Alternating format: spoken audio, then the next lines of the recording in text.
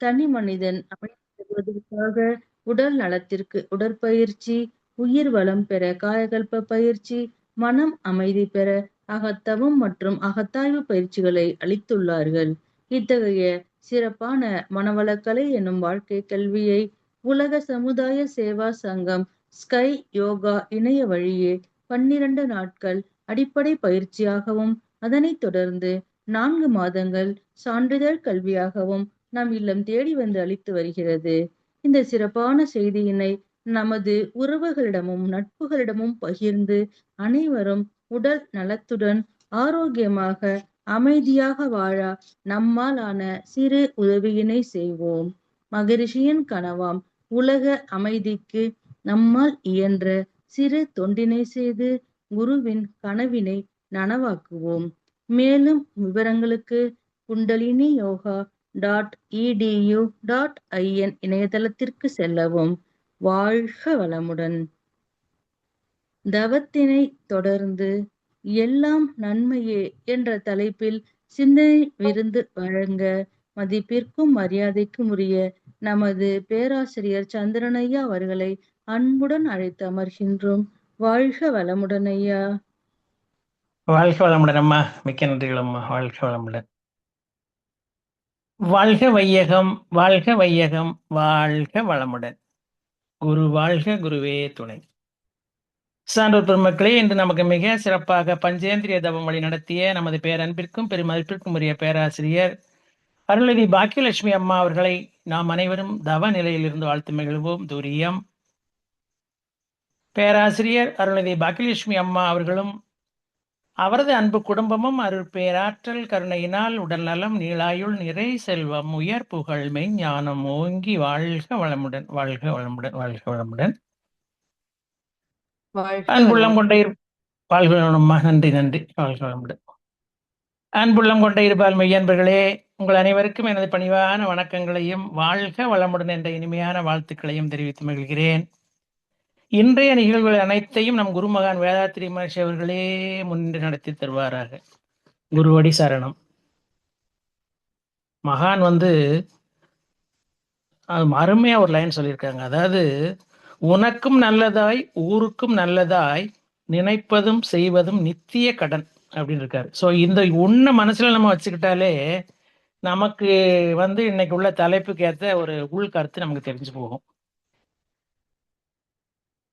இப்போ ஞானிகள்னு நம்ம கேள்விப்பட்டிருக்கோம். அவங்களுடைய ஸ்பெஷாலிட்டி என்னன்னா, நம்ம அடிக்கடி கேட்ட லைன் தான் அது. அதாவது, ஞானிகள் அவர்கள் நினைப்பதெல்லாம் நடக்கும். எப்படின்னா, நடக்கிறதா தான் நினைப்பாங்க. அது மட்டுமா, அவங்க வச்சிருக்கக்கூடிய ஆயுதம் என்ன அப்படின்னா, நடுநிலைமைன்னு கூட நம்ம எடுத்துக்கலாம். நடப்பது நல்லதானாலும் சரி, மற்றதானாலும் சரி, ஞானிகள் என்ன செய்வாங்கன்னா, அனைத்தையுமே எல்லாம் நன்மையே அப்படின்னு தான் எடுத்துக்கிடுவாங்க. இப்போ அவங்களுக்கு பார்த்தா எல்லாமே இன்பமயம்தான், நன்மையே என்பதாங்க ஒரு இதுதான் அவங்களுக்கு நடக்கக்கூடிய செயல்கள் அனைத்துமே. இப்ப நம்ம குரு வேதாத்திரி மகர்ஷி என்ன சொல்றாருன்னு பார்ப்போமா? அதாவது, இப்ப நமக்கு மகரிஷி என்ன சொல்லியிருக்காங்கன்னா, வாழ்க்கையில வாழ்க்கை தத்துவம் 12 அப்படின்னு சொல்லி அது 4. அதாவது தேவைகள் 3, காப்புகள் 3. இந்த தேவைகளும் காப்புகளும் பார்த்தா விலங்கினங்களுக்கும் மனித பிறவிகளுக்கும் ரெண்டுக்குமே காமன் தான், ரெண்டுக்கும் பொது அப்படின்னு சொல்லியிருக்காரு. அது மாதிரி மனிதனுக்குன்னு வரும்போது என்ன சொல்றாரு அப்படின்னா, அதுல அறநெறிகள் 3 சொல்றாரு. ஒழுக்கம், கடமை, ஈகை அப்படின்னு சொல்லக்கூடிய ஒரு 3. அது போக அறிவு நிலை படிகள் அதுல ஒரு 3 சொல்றாப்புல. ஸோ அந்த வகையில இந்த ஒழுக்கம், கடமை, ஈகை அப்படின்னு வரக்கூடிய அறநெறிகள் 3 இருக்கு பார்த்தீங்களா? அந்த 3 நம்ம ஒழுங்கா கடைப்பிடிச்சிட்டோம்னு வச்சுக்கோங்க, அப்புறம் நமக்கு எந்த வகையிலையும் அது அது கொண்டு எடுத்து செல்லக்கூடிய இடம் எங்க போய் நிற்கும்னா, எல்லாமே ஒரு நன்மையில தான் நமக்கு முடியும். அது போல இன்னொரு இடத்துல மகான் என்ன சொல்றாரு அப்படின்னா, இப்ப இந்த ஐம்புலன்கள்னு சொல்றோம் பார்த்தீங்களா? இப்ப நமக்கு இன்னைக்கு பஞ்சேந்திரியம் எடுத்தாங்க அம்மா, ரொம்ப சிறப்பா கொண்டு போனாங்க. ஸோ அதுல பார்த்தா அந்த ஐம்புலன்களுடைய தன்மையிலிருந்து மனதை துண்டிக்கணும் அப்படின்னு சொல்றாரு. துண்டிக்கும் போது என்ன ஆகும்னா, இந்த அறிவாகிய மனம் இறைநிலையோடு கண்டிப்பா அப்படி கலக்கக்கூடிய வாய்ப்புகள் நிறையவே இருக்கு அப்படிங்கிறாரு நம்ம குரு. அப்போ அந்த புலன்களை வந்து தேவையின் அளவில் பயன்படுத்தி விட்டு மனதை விலக்கி கொண்டால் அங்கே நடக்கக்கூடிய செயல்கள் எல்லாமே வந்து ஒரு நன்மையே அப்படின்னு தான் வந்து நம்ம குரு சொல்லக்கூடிய ஒரு தன்மை அதுல. ஸோ நம்ம இப்ப அந்த மாதிரி பார்க்கும்போது இன்னொரு இடத்துல என்ன சொல்றாரு அப்படின்னா, இப்ப நமக்கு வந்து இந்த ஐம்புலன்களுடைய கட்டுப்பாடுக்கு வந்து உள்ள வந்து மனசை வந்து நம்ம எடுத்து வெளில கொண்டு வந்துடணும் அப்படின்னு சொல்லக்கூடிய தன்மையை பார்க்கும்போது அதனுடைய சுருக்கமா சொல்லக்கூடிய பகுதி என்ன அப்படின்னா, பற்றை விட்டு விட்டாலே போதும் அப்படிங்கிறது. ஐம்புலன்களுடைய தன்மையே பார்த்தீங்கன்னா ஒன்னொன்னையும் போய் ஒட்டிக்கிட்டு தான் செய்யும். இப்போ அதை பற்றுன்னு எடுத்துக்கிட்டு அந்த பற்றை விட்டுட்டாலே வந்து நமக்கு இன்பம் அப்படிங்கிறது தான் அதில் உள்ள கணக்கு. இப்போ பாரதி கூட என்ன சொல்றாரு அப்படின்னா, எத்தனை கோடி இன்பம் வைத்தா இறைவா அப்படின்னு பாடுறாரு பாருங்க. அந்த இவ்வளவு இன்பங்களும் இருக்கு. அப்போ அதுல என்ன வருது, என்ன நினைப்பு அப்படின்னா, நம்ம இன்றைக்குள்ள தலைப்பு தான் அதுல. நம்ம குரு என்ன சொல்றாரு, இன்ப ஊற்றாய் நிறைந்த இறைவா அப்படின்ட்டு, இறைவன் என்றாலே இன்ப ஊற்றுதான் அப்படின்னு தான் வந்து நம்ம குரு சொல்லக்கூடிய தன்மை. இப்ப வள்ளுவ பிறந்தை வந்து ஒரு குரல் என்ன சொல்றாரு பாருங்களேன், இது ரொம்ப அருமையான ஒரு குரல் இது. அதாவது நெடும் புனலுள் வெல்லும் முதலை அடும் புனலில் நீங்கின் அதனை பிற அப்படிங்கிறாரு வள்ளுவ பிறந்தை. அதாவது இந்த இன்பம் வரும்போது முதலைக்கு வந்து கடலுக்குள்ள இருக்கும்போது அதுக்கு மிகப்பெரிய ஒரு சக்தி. அது பிற மிருகங்களை வந்து கடல்ல எந்த மிருகம் வந்தாலும் அடுத்து வெளுத்து வாங்கி அதை வீழ்த்திடும், தோற்கடிச்சிடும். ஆனா அதே முதல்ல தரையில வந்துச்சுன்னு இருக்கவங்க அது தோத்தே போகும். ஆக ஜெயித்தால் இன்பம், அப்படி இல்லை அப்படின்னு இல்லைன்னு சொன்னா துவக்கக்கூடிய நிலைமையில இருக்கும்போது என்ன ஆகுது, அது துன்பங்குற நிலைமைக்கு அது வந்துடுது. ஸோ அடுத்த இன்னொரு பகுதி இடத்துல நம்ம குரு என்ன சொல்றாரு அப்படின்னா, இப்ப வந்து இந்த புலனை பத்தி இன்னைக்கு சொன்ன பார்த்தீங்களா, அது வந்து என்ன ஆகுது அப்படின்னா, அறிவின் வழி செயல்படும் போது ஞான இன்பம் கிடைக்கும். புலன் தூண்டல் இல்லாததால் ஆற்றல் சேமிக்கப்படுவதால் ஆயுளும் நீடிக்கும் அப்படிங்கிறார். அப்ப அந்த புலன்களை மனதின் மூலம் அடக்கினால் நல்ல பயன் உண்டாகும். அப்ப என்ன ஆகுது, அதனுடைய அடுத்த ஸ்டெப்புக்கு எங்க போகுது, எல்லாமே நன்மையே என்று எடுத்து சொல்லக்கூடிய மனப்பக்குவம் நமக்கு ஏற்பட்டு விடும் அப்படிங்கிறார் நம்ம குரு. இப்ப நடக்கிறது எல்லாம் வந்து நமக்கு நன்மையே அப்படிங்கிற அளவில் எடுத்துக்கலாம். இப்ப ஒரு சின்ன ஒரு நடந்த ஒரு நிகழ்வு பாருங்களேன். ஒரு முதல் இந்திய நீதிபதி தமிழர் என்ற அந்தஸ்துடன் பதவியேற்றவர் திரு வேதநாயகம் அவர்கள். அவர் வந்து சீர்காழியில பணியாற்றிய போது ஒரு வழக்கு நீண்ட காலமா நடந்துகிட்டே வந்துச்சு. வழக்கின் வாதங்கள் முடிஞ்சாச்சு. ஆனா தவறு செய்தது யாருன்னு கண்டுபிடிக்க முடியாம ஒரு குழப்பமான நிலைமை. இறுதியாக நான் சொன்ன நீதிபதி வேதநாயகம் அவர்களிடம் வருது தீர்ப்பு சொல்லும் சூழல் அமைஞ்சு போச்சு. இப்பதான் அந்த கிளைமேக்ஸ் ஆரம்பமாகுது. எப்படின்னா, ரொம்ப லாங் பெண்டிங் வழக்குது. இந்த வழக்கை எப்படியாவது எனக்கு சாதகமாக தீர்ப்பளியுங்கள் அப்படின்னு சொல்லிட்டு கையில் இருந்த ஒரு ₹100 நீதிபதி கையில திணிக்காரு அந்த வழக்குல சம்பந்தப்பட்ட ஒருத்தர். இப்ப நீதிபதி மைண்ட்ல டக்குன்னு அந்த இடத்துல என்ன, எல்லாம் நன்மையே அப்படின்னு நினைச்சு அந்த ₹100 வாங்கிட்டாரு. வந்தவர் ரொம்ப ஹாப்பியா கிளம்பிட்டாரா, சரி நம்ம காசை கொடுத்தோம் வாங்கிட்டாரு, அப்ப நமக்கு தீர்ப்பு நமக்கு சாதகமாக தான் அப்படின்ட்டு. மறுநாள் நீதிமன்றத்துல தீர்ப்பு. அப்போ அந்த பணத்தை இந்த நபர் உட்கார்ந்துருக்காரு, ரொம்ப ஆனந்தத்துல புன்னையோட உட்கார்ந்துருக்காரு. இப்ப நீதிபதி வேதகநாம ஐயா அவர்கள் தீர்ப்பு கூறுறாரு, இந்த வழக்கு சிக்கலாகத்தான் இருந்தது. நேற்று இரவு என் இல்லம் வந்த வாதி தீர்ப்பு சொல்ல வசதியாக ₹100 என்னிடம் தந்து வழக்கின் தீர்ப்பை அவர் பக்கம் சாதகமாக கூற கேட்டுக்கொண்டார். அவர் பொய்க்காரர் என்பதற்கு இதுவே சான்று என கூறி பிரதிவாதிக்கு சாதகமாக தீர்ப்பளித்தார். இப்ப மேலும் அவர் கொடுத்த ₹100 எடுத்து அந்த பிரதிவாதிக்கு வழங்கி வழக்கை முடித்து வைத்து விட்டார் நீதிபதி வேதநாயகம் பிள்ளை அவர்கள். ஆக இந்த நிலையானது என்ன, எப்படி எப்படி அப்படி போறது அப்படின்னா, எப்பொழுதும் வந்து நமக்கு இந்த மாதிரி ஒரு நன்மையா காமனா பொதுவா நல்ல மனசோடு இருக்கக்கூடிய காலகட்டத்தில் இயற்கையே வந்து என்ன செய்யுது, கை கொடுத்து வழிகாட்டுது. அப்போ அந்த இடத்துல நம்ம செயல் வந்து பாசிட்டிவா நம்ம ஆக்ஷன் எடுத்தோம்னு சொன்னால் அங்க நடக்கக்கூடிய எல்லாமே வந்து நன்மைதான் அப்படிங்கிறதுக்கு ஒரு சின்ன ஒரு உதாரணத்துக்காக நம்ம எடுத்துக்கிட்டோம். அதே மாதிரி இன்னொரு இடத்துல நம்ம குரு என்ன சொல்லி வர்றாருன்னா, இது ஒரு சின்ன ஒரு கதை தான். அது கதைன்னா நமக்கு எல்லாம் நன்மையே அப்படிங்கிற தலைப்புக்குள்ள வந்து மகான் சொல்லக்கூடிய கருத்து இதுல. ஒரு துறவி சீடனும் நீண்ட பயணம் போயிட்டே இருக்காங்க. வழியில வீட்டில் ஒரு திண்ணையில தங்கிக்கிட்டாங்க. தங்கி இடம் கேட்டாங்க. உடனே வந்து அந்த வீட்டில் வேண்டா வெறுப்பா வந்து அப்புறம் அவங்க ரொம்ப ஹைஃபையான ஆட்கள், ஆடம்பரமா இருக்கக்கூடியவங்க, வேண்டா வெறுப்பா சரி இருந்துட்டு போங்க அப்படின்னாங்க. அப்போ அந்த வீட்டு சுவர்ல ஒரு பெரிய ஓட்டை இருந்துச்சு. துறவி அதை அந்த அதில் கற்களை போட்டு அடைச்சு மண்ணை பூசி சரி சரி செய்துட்டு நல்லா படுத்து தூங்கிட்டார். அடுத்த நாள் அவர்கள் போனது ஒரு ஏழை விவசாய வீடு. அவர்கள் இவங்க 2 பேருக்கும் உணவை கொடுத்து வீட்டில் நிம்மதியாக படுக்க வச்சாங்க. அடுத்த நாள் அவர்கள் வளர்த்து வந்த ஒற்றை ஒரு பசுமாடு அங்கே இதாகி போச்சு. அப்ப சீடன் கோபத்தோட துறவியை பார்த்து கேட்கிறாப்புல, நீங்க பெரிய துறவியாச்சே, சக்தி வாய்ந்தவராச்சே, நம்ம வெறுத்து ஒதுக்கிறாங்க. ஏன்னா அந்த ஹைவே வாழ்ந்தவங்க வந்து இவங்கள வேண்டா விருப்பத்தானே படுக்க வச்சுக்கிட்டாங்க, உள்ள தூங்கிக்கோங்கன்னு சொன்னாங்க.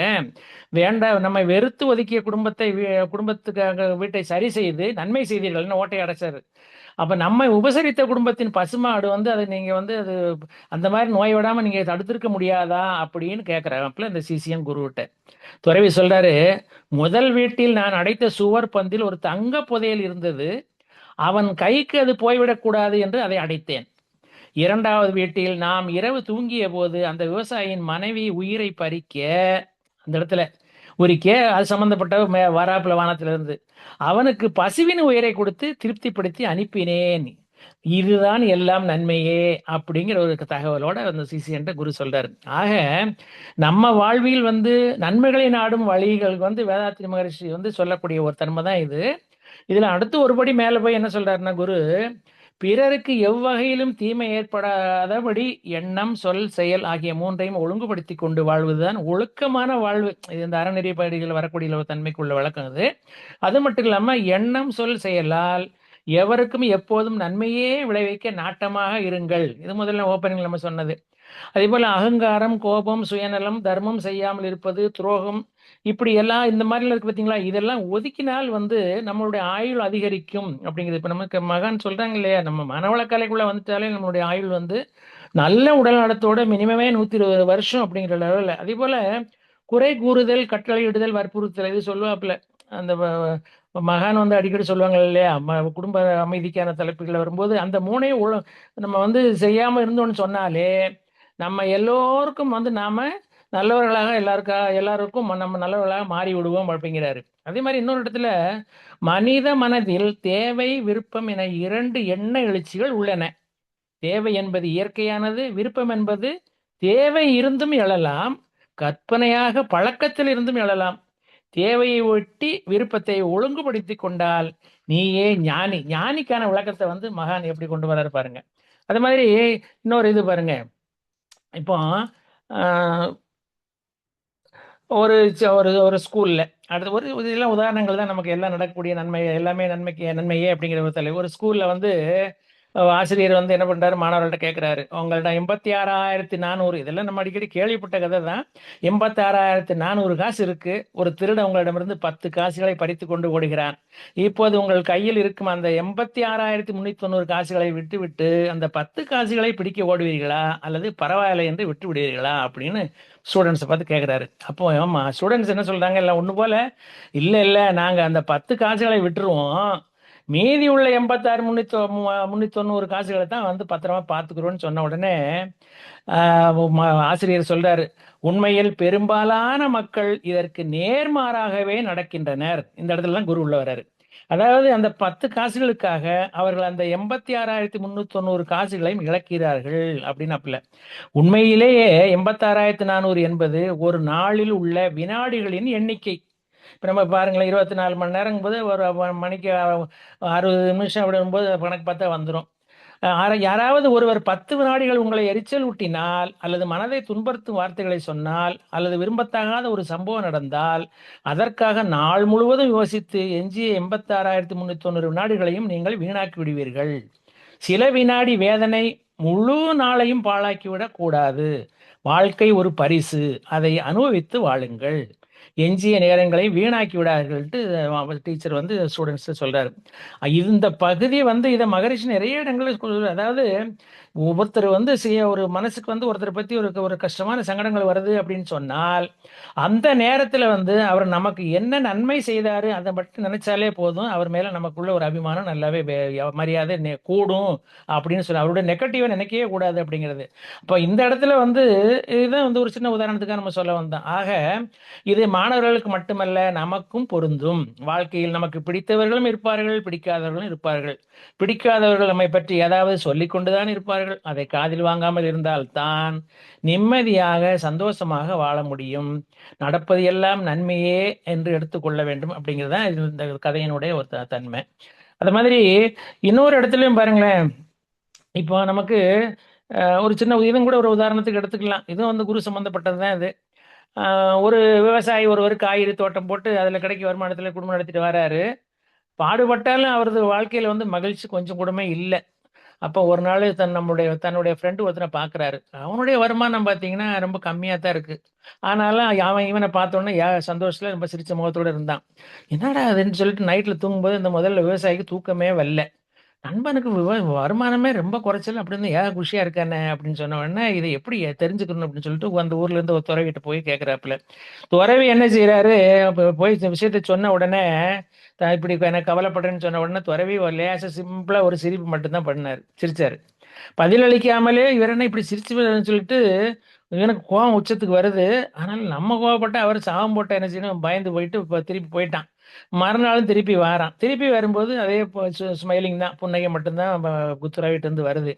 உடனே இவன் ஒரு தைரியத்தை வரவழைச்சிக்கிட்டு, ஐயா என் பிரச்சனையை நான் உங்கள்கிட்ட சொல்லிக்கிட்டு இருக்கேன், நீங்க தீர்வு சொல்லாம எப்ப பார்த்தாலும் லைட்டா ஸ்மைல் பண்ணிட்டே புன்னகை மட்டும் செய்யுங்கள், இதுக்கு என்ன அர்த்தம், என்னை கிண்டல் பண்றீங்களா அப்படின்னு சொன்ன உடனே உடனே அந்த துறவி சொல்றாரு, உன்னுடைய வருமானத்தை குறைவாக நினைக்கிறாய், அதே நேரம் உனக்கு வரும் பிரச்சனைகளை அதிகமாக சிந்திக்கிறாய். உலகத்தில் பிரச்சனை இல்லாத மனிதன் யாரும் இல்லை. கிடைக்கும் வருமானம் மட்டும் போதும் என சொல்பவர்களும் இல்லை. இருப்பதை கொண்டு திருப்தியுடன் வாழ்பவனே நல்ல மனிதன். அப்ப இன்னொரு அடுத்தும் சொல்றாரு, ஆசை கொள்வதில் தவறில்லை என்றாலும் பேராசை பெரிய ஆபத்தில் முடியும் அப்படின்னு அதையும் அவர்கிட்ட சொன்னாரு. ஆக இப்ப நம்ம மகரிஷி வந்து அதானே சொல்றாரு.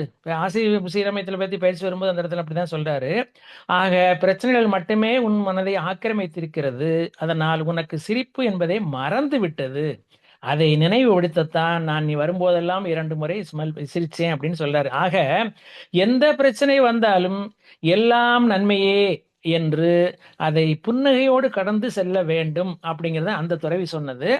நம்ம குருவும் வந்து அப்படிதான் சொல்றாரு. அதாவது ஆம், எல்லாம் கடந்து செல்லும், இதுவும் கடந்து செல்லுங்கிற தகவல் நிறைய இடங்களை சொன்னாலும் கூட நம்ம குரு என்ன சொல்றாரு, நல்ல விஷயங்கள் மட்டும்தான் நம்மளுக்குன்னு எடுத்துக்கிடுவோம், கெட்ட விஷயங்கள் வந்தா நமக்கு இல்லைன்னு எடுத்துக்கிடுவோம் அப்படிங்கிற தலைப்புல அப்படிங்கிற ஒரு ஃபீல் பார்த்தா நடக்கிறது எல்லாமே நன்மையே அப்படிங்கிறது நமக்கு தெரிய வரும். அது மாதிரி இன்னொரு இடத்துல வீரத்துறை விவேகானந்தர் ஒன்று சொல்றாரு, அங்க ஒரு வசனம் சொல்றாரு. அதாவது பிறருக்கு நன்மை செய்வது புண்ணியம், தீமை செய்வது பாவம்.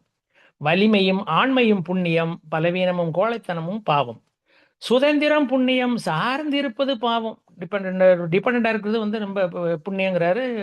நம்ம வந்து அதாவது இண்டிபெண்டா இருக்கிறது புண்ணியம், டிபெண்டா இருக்கிறது பாவங்கிறது. அது மாதிரி பிறரை நேசிப்பது புண்ணியம், வெறுப்பது பாவம். கடவுளையும் தன் ஆன்மாவையும் நம்புவது புண்ணியம், சந்தேகிப்பது பாவம். ஆக நம் குருவை வந்து நம்புவது எப்பொழுதும் நமக்கு புண்ணியம்தான். அதுவே நம்ம அனைவருக்கும் எல்லாம் நன்மையே அப்படிங்கிற லெவல்ல கொண்டு நம்மளை விட்டுடும் அப்படின்னு நம்ம அதை எடுத்துக்கிறணும். அது மாதிரி இன்னொரு இடத்துல பாருங்க, இது ஒரு சின்ன தகவல் தான் அது. அதாவது அஹ், ஒரு நபர் ஒரு ரயில்வே ஸ்டேஷன்ல ஒரு பையன் வச்சுக்கொள்ளலாமே, ஒரே ஒரு ரயில்வே ஸ்டேஷன்ல வந்து இப்போ உட்காந்துருக்காப்புல. அந்த இடத்துல ஒரு நபர் வந்து வெயிட் பண்ணிக்கிட்டு இருக்காரு ரயில்வே ஸ்டேஷன்ல. அப்போ அவர் இப்போ கூட இந்த பையன் போய் என்ன செய்யறான், அங்கே வந்து ஒரு பையன் தான் பார்த்தீங்களா, அவன் போய் கேட்குறான், உங்க பாலிசிக்கு நான் ஷூ போடலாமா அப்படின்னு கேட்குறான். உடனே அவன் ஒரு மாதிரி பரிதாபமா தோற்றமளித்த அந்த சிறுவனுக்கு உதவ நினைச்சு சரி அப்படின்னு அந்த பெரிய நபர் சொல்லிடுறாரு. ஆனா அந்த சிறுவனால சுறுசுறுப்பா பாலிஷ் போட முடியல. ரொம்ப சிரமப்பட்டு ஷூவை தேய்க்கிறான். உடனே அவர் என்ன லேசா டோனை ரைஸ் பண்றாரு, வேகமா தேய், இல்லாட்டா வந்து ஷூக்கள்லாம் வீணாகி விடும் அப்படின்னு சத்தம் போடுறாரு. சிறுவன் என்ன செய்யறான், அப்படி இருந்தும் அவன் மெல்ல தான் தேய்க்கிறான். இப்ப பாத்தீங்கன்னா இன்னொரு சிறுவன் அங்க வாரான். அங்க வந்த உடனே அந்த முதல் பையனை பார்த்து இங்க தள்ளிக்கோ அப்படின்னு சொல்லிட்டு இந்த ஷூக்களை வாங்கி பரபரன்னு பாலிஷ் போட ஆரம்பிச்சான். சட்டுன்னு மூட்டோன்னு அது பளபளன்னு அழகா பளபளக்க ஆரம்பிச்சு. உடனே ஒரு மாதிரி திருப்பி பார்த்து திருப்பி திரும்பி அதை பார்த்துட்டு என்ன செய்யறான், இப்போ ஒரு ஃபைனலாக ஒரு டச் அப் கொடுத்து அந்த அங்கே இருந்தார் பார்த்தீங்களா, அவரோட காலில் அந்த மாட்டி விட்டுறான் 2வது சிறுவன். அப்போ அவர் அவர் வந்தவர் அவர் என்ன சொல்றாரு, முதல் சிறுவனை புறக்கணித்து விட்டு இரண்டாவது வந்து பாலிஷ் போட்டான் பார்த்தீங்களா, அந்த சிறுவன்ட்ட அந்த பணத்தை கொடுக்குறாரு. அது அந்த பாலிஷ் போட்ட காசை, போட்டதுக்கான காசை. இந்த இடத்துல தான் ஒரு கிளைமேக்ஸ் நம்ம எடுத்துக்கலாம். எப்படின்னா, அவன் வந்து அந்த 2வது சிறுவன் வந்தான் பார்த்தீங்களா, அந்த அவர் கொடுத்த காசை என்ன செய்றான், முதல் சிறுவன் கையில திணிச்சு விட்டு அமைதியாக அங்கிருந்து கிளம்பிட்டான். அப்போ அந்த நபரு ஆச்சரியமா பார்க்குறாரு. "என்னய்யா இது? நீ தானே பாலிஷ் போட்ட. உன் உழைப்புக்கு தானே காசு குடுத்தேன். அந்த இத போய் அவன்ட்ட போய் குடுக்குறியே? அவன் அவன் பெரிய படு சோம்பேறி. மெல்ல டைம் எடுத்து எடுத்து ஒழுங்காவே வேலை பார்க்கலையே அவன். அவனுக்கு போய் காசு குடுக்குறியே" அப்படின்னு சொன்ன உடனே, இவன் சொல்றான், அந்த 2வது சிறுவன் சொல்றான், "சார், அவன் வந்து நன்கு வேலை செய்பவன் தான். 3 மாதங்களுக்கு முன்பு அவனுக்கு ரயிலில் அடிபட்டு விட்டது. கைகளில் காயம் ஏற்பட்டு இப்போதுதான் சரியாகி வந்திருக்கிறான். அதனால் தான் அவனால் வேகமாக தேய்க்க முடியவில்லை. சக உழைப்பாளிகளான நாங்கள் தான் அவனை பார்த்துக் கொள்கிறோம். நாங்கள் உதவுவது அவனுக்கு குற்ற உணர்ச்சியை ஏற்படுத்துகிறது. அதனால் அந்த கையை வைத்துக்கொண்டு சம்பாதிக்க நினைக்கிறான்" அப்படின்னு அவன் சின்ன முதல்ல உள்ளவனை வந்து மோட்டிவேட் பண்றதுக்காக வேண்டியதான் நாங்க இப்படி பண்ணினோம் அப்படின்ட்டு இந்த 2வது சிறுவன் சொல்றான். இதுல இருந்து என்ன அப்படின்னா, முதல் சிறுவன்கிட்ட இருந்து கத்துக்கிட்டது இந்த பெரியவருக்குள்ள மனசுக்குள்ள ஓடுது. முதல் சிறுவனிடமிருந்து தன்மானத்தையும், 2வது சிறுவனிடமிருந்து உதவும் குணத்தையும் கற்றுக்கொண்டார் அந்த பெரியவர். ஆக இங்க வந்து முதல் சிறுவன் வந்து தனக்கு கையில் தானே ஏற்பட்ட துன்பத்தை தொல்லையாகவே நினைக்கல. உழைத்து உண்ண நினைக்கிறான். 2வது சிறுவனை செய்த உதவி இருக்கு பார்த்தீங்களா? அந்த நபர் கற்றுக்கொண்டது என்ன அப்படின்னா, கற்றுக்கொண்ட விஷயம் என்ன அப்படின்னு சொன்னா, இப்படி வந்து நமக்கு 2 பேர்ல இந்த அளவெல்லாம் கூட நமக்கு ஒருத்தர் உதவி பண்ணக்கூடிய மனப்பான்மை இருக்கா? அப்படிங்கிறத பெரியவர அந்த அங்க இருந்தவர உணர்ந்துக்கிட்டாரு அப்படிங்கிறதுக்கு இது ஒரு சான்று. இப்ப இந்த இடத்துல என்ன நமக்கு நினைக்க வேண்டிய ஒரு பகுதி என்னன்னா, இங்க தான் வந்து நம்ம குரு இரண்டொழுக்க பண்பாடு நம்ம குடுத்திருக்கிறாரு. ஆக அந்த இரண்டொழுக்க பண்பாட நம்ம வந்து பின்பற்றினாலே, நமக்கு நடக்கக்கூடிய அத்தனை விஷயங்களும் வந்து நமக்கு நிச்சயமா நல்லதுதான், நன்மையே அப்படிங்கிறத நம்ம அத புரிஞ்சுக்கிறணும். இன்னொரு விஷயம், மகான் வந்து சொல்லக்கூடியது பாருங்களேன், நமக்கு வந்து இந்த சிந்தனைக்கான தலைப்புல இவர் இன்னொரு இடத்துல ஒரு கருத்து அழகா கொண்டு போறாரு நம்ம குரு. அதாவது துன்பத்தை மட்டுமே நம்ம எப்பவுமே நினைச்சுக்கிட்டே இருந்தோம்னா, அது தொல்லையாகத்தான் இருக்கும் அப்படிங்கிறாரு. அது மாத்திரம் இல்ல, ஒவ்வொரு நிகழ்ச்சியும் நடக்கிற போது காலத்தாலும் இடத்தாலும் எல்லாம் வல்ல இறைநிலை தான் அங்க வந்து ஒவ்வொரு மனுஷனுக்குமே வந்து அங்க உள்ளிருந்து செயல்களை வந்து ஆற்றுது அப்படிங்கிறது. அதாவது இறைநிலை என்ன செய்யுது, கொடுக்குற அறிவுரை, அனுபவ உரை, அனுபவ ஞானம் எல்லாமே இறைநிலை தான் கொடுக்கிறது அப்படின்னு நம்ம எடுத்துக்கிறணுங்கிறார் நம்ம குரு. அப்படி எடுத்துக்கொண்டோமானால் எந்த துன்பத்துக்கும் காரணத்தை கண்டுபிடிக்கிற போது இதிலிருந்து விளையக்கூடிய நன்மை எல்லாம் விளங்கிவிடும். இந்த இடம் தான் நமக்கு என்னங்கிறது. இப்போ ஒரு துன்பம் வருதுன்னா அதுக்குள்ள காரணத்தை, நம்ம ரூட் காஸ் என்னங்கிறத நம்ம கண்டுபிடிச்சிட்டோம்னா அதுல உள்ள நன்மை நமக்கு தெரிஞ்சிரும். உண்மையிலே வந்து பாத்தீங்கன்னா எல்லாமே வந்து இறைநிலையுடைய ஆற்றலால் நமக்கு கிடைக்கக்கூடியது அனைத்துமே வந்து நன்மையாகத்தான் ஏற்படும் அப்படிங்கிறத நம்ம எடுத்துக்கணுங்கல்ல. இப்ப துன்பம் வருகிறது அப்படின்னு நம்ம கவலைப்படுறோமே ஒழிய, துன்பம் வரக்கூடாதுன்னு நினைக்கிறோம் பாத்தீங்களா, அதே ஒரு கவலையாகி போகுது. இப்ப துன்பம் என்றால் ஒன்று என்ன அப்படின்னா, மனதுக்கு ஒவ்வாதது அல்லது உடலில் நோய். இந்த 2ம் வந்து நமக்கு இருக்குன்னு நினைச்சுக்குருவோம். அப்போ அந்த சமயத்துல என்ன ஆகுது அப்படின்னா, அந்த 2 வரக்கூடியது, அதாவது மனதுக்கு ஒவ்வாமையும் உடல் நோய் இருக்குன்னு வச்சுக்கோங்களேன், அது எங்க போகும்? நம்மட்ட தானே வந்தாகணும். அப்ப அதுக்கு இடம் கொடுக்கக்கூடியது யாரு? நம்ம தான். ஆக நம்ம நினைக்கணும் அந்த இடத்துல, என்னிடம் அந்த துன்பம் வந்தது என்றால் அதற்கு நான் இடம் கொடுத்து விட்டேன் என்றுதானே பொருள். இப்போது அந்த இப்ப நம்ம மனசு நம்ம இப்ப பெர்மிட் பண்றோம், அதை பெர்மிட் பண்ண போய் தானே உள்ள வருது. "ஏய், என் கூட உள்ள எனக்கு கஷ்டமே எனக்கு வரக்கூடாது, இல்லை நோய் வரக்கூடாது", நம்ம அதை எதிர்த்து அடிச்சோம்னு சொன்னா அது வராது. ஆக அப்போ அது வந்து என்ன ஆகுது அப்படின்னா, இதை வந்து நம்ம இந்த மனப்பான்மையை வந்து வளர்த்துக்கிறணும். அதுக்கு ஒரே வழிதான் வந்து நமக்கு மகான் தந்த மனவளக்கலை. அவர் என்னெல்லாம் கொடுத்துருக்காரு, உடலுக்கு உடற்பயிற்சி கொடுத்துருக்காரு, அதே மாதிரி உயிருக்கு காய பயிற்சி கொடுத்துருக்கு, காயகல்ப பயிற்சி கொடுத்துருக்காரு, மனத்துக்கு வந்து தவமாகத்தான். இந்த பயிற்சிகளை நம்ம செய்யும்போது நம்மள இந்த 2 வகையான, அதாவது நம்ம மனதுக்கு ஒவ்வாத செயல் நமக்கு நடக்காது, உடல்ல நோய் வராது, எது நடந்தாலும் நன்மைதான், நன்மையே அப்படிங்கிற லெவல்ல வந்து நமக்கு அது மனப்பான்மை வளர்த்துரும் அப்படிங்கிறத நம்ம அதை புரிஞ்சுக்கிறணும். அதே போல இப்ப நம்ம நான் பிறந்தேன், வாழ்ந்து கொண்டிருக்கிறேன், அப்படி ஒரு நாளைக்கு வந்து உணவின் என்ன சொல்றாரு அப்படின்னா, இப்போ வந்து இந்த இது ஒரு சின்ன பாயிண்ட் இதுல, அதாவது இந்த உணவு வந்து சாப்பாடுக்கு பார்த்தீங்களா, எவ்வளவுதான் ருசியா இருந்தாலும் ஜீரணிக்கக்கூடிய அளவுக்கு மேல் நமக்கு சாப்பிட மாட்டோம் இல்லையா? அதுபோல உடல் தாங்குற அளவுக்கு மேல் நம்ம துணியும் போடுறதில்ல, ட்ரெஸ்ஸு. நின்றால் கால் அளவு, படுத்தால் உடல் அளவு. இதற்கு மேல் பூமியை அனுபவிக்கக்கூடியவர்களும் நம்ம இங்கே இல்லை. வரும்போது எதையும் கொண்டு வருவதில்லை, போகும்போது கொண்டு போவதும் இல்லை. இந்த உண்மையை அப்படியே மனதிலே ஏற்றிக்கொள்ள வேண்டும் அப்படிங்கிறார் நம்ம குரு. அப்போ நமக்கு எந்தெந்த இடத்துல என்னென்ன கிடைக்குதோ அது நிறைவாகத்தான் இருக்கும். நினைச்சு பார்த்தோம்னு சொன்னா வாழ்க்கையில, இப்ப அது வாழ்க்கையில வந்து பாத்தீங்கன்னா அதை நினைச்சு பார்க்கும்போது எல்லாமே வந்து எல்லாருக்கும் வந்து நிறைவாக தான் இருக்கு. இப்படியே உலகம் முழுக்க பார்த்தோமேயானால் எந்த இடத்திலும் யாருக்குமே எந்த குறையும் கிடையாது, குறைவு என்பதே இல்லை. ஆக இந்த பிரபஞ்சத்தின் அமைப்பு இங்கே இந்த இயற்கை கொடுத்துள்ள எல்லாமே நன்மைதான் என்கிறார் நமது வேதாத்தி மகரிஷி அவர்கள். ஸோ அந்த வகையில் வந்து நமக்கு இன்னைக்கு வந்து அருமையான ஒரு தலைப்பு. நம்ம மனசை மட்டும் அந்த மாதிரி பக்குவப்படுத்திட்டோம்னு வச்சுக்கோங்களேன், அதை மிஞ்சினது வரை வந்து எதுவுமே இல்லை அப்படின்னு நினைச்சுக்கலாம். அதாவது அக்செப்டன்ஸ் தான், அதில் வேற ஒன்றும் கிடையாது, எது நடந்தாலும் நன்மைக்கு தான் அப்படிங்கிறது. அப்போ